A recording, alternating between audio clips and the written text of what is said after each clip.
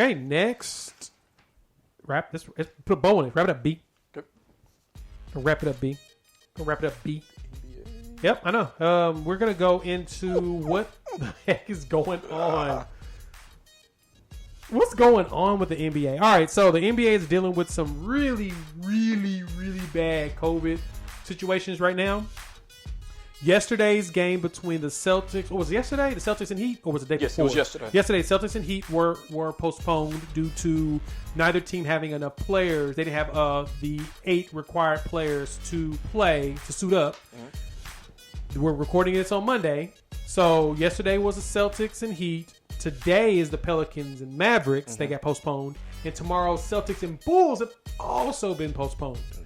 So we've got 3 straight games in a row for these teams that have to be postponed due to COVID situations, to the point of the 76ers played with 7 players on Saturday. And it's funny, I was talking to my boy Boise Z, and he was asking me, like, he said, why aren't the NBA consistent? How is it that all of a sudden Philly could play with 7, but everybody else has to play with 8? Got to be consistent with it. And then we find out this news about Ben Simmons and how he wasn't listed on the injury report. So that's why they had 8 players. They probably would have postponed that game. So Philly got fined $25,000 for not listing Ben Simmons on the injury report before the game like they were supposed to, which would have made that game get postponed because they only had 7 players playing. So right now, the NBA is not talking about postponing the game.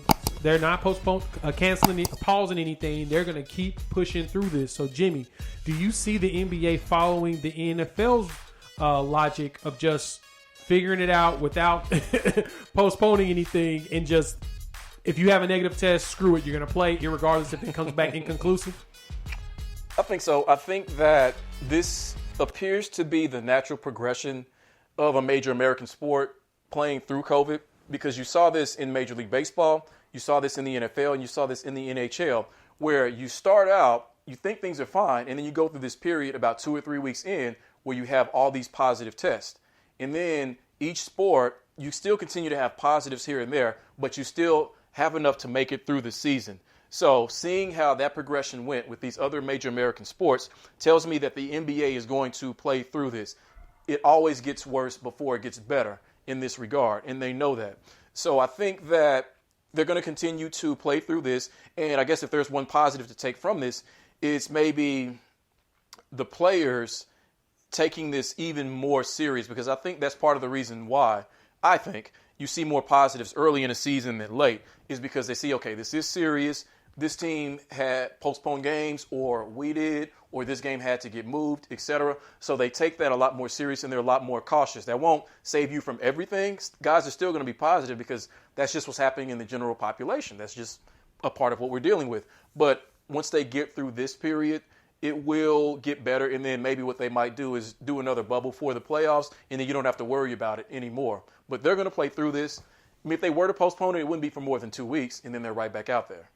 But no, they're not going to postpone it. No, and you're right. There's no reason to postpone.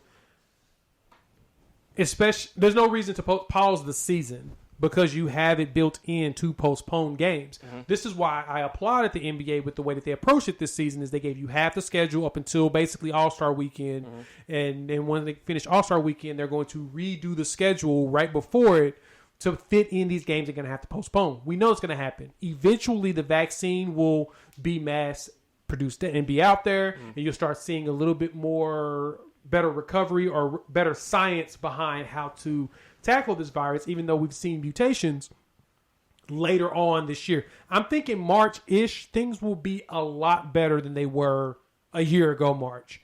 I think they'll be a lot better than they are today. We'll hopefully see better situations, because we have now a year and some change of data that can be researched, that can be broken down, studied, understood, so we can have a better direction forward. We have new administration coming in, so we have to see what they're going to do, what their attack plan is going to be. So I see things getting better and not worse this time around, even though it's now really sweeping because people are still playing around like it's a game. The one thing I can't do is blame the NBA on all of this. Like, a lot of people are blaming them with their protocols and their stuff on the way they're doing it, because the NBA, unfortunately, cannot control their players and tell them you cannot go do anything. That's the problem. The issue with the bubble is that those players got tired of being isolated from everybody in the world. They got tired of being stuck looking at the same people that most of them don't even like. They don't like half the people on their team, let alone other teams. So what makes you think they want to continuously go back and forth looking at these same dudes, eating at the same cafeteria for the most part, playing at the same games, fishing at the same pond when they're trying to get peace? They don't want to deal with that. And so a bubble in the playoffs is going to be tough. I think a bubble in the conference finals to the champions, to the finals can work. I think the players would have no issue with that because that's